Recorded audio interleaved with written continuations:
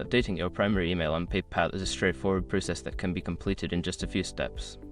Follow this guide to ensure your account information is current. Step 1. Log into your PayPal account. Visit the PayPal website and enter your login credentials to access your account. Step 2. Navigate to Account Settings.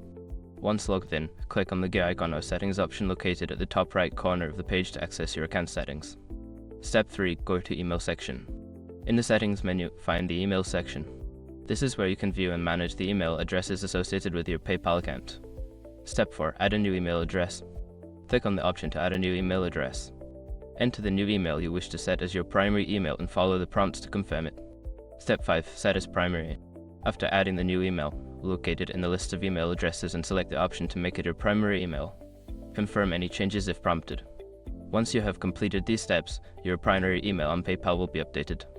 Make sure to check your new email for any verification messages from PayPal to finalize the process.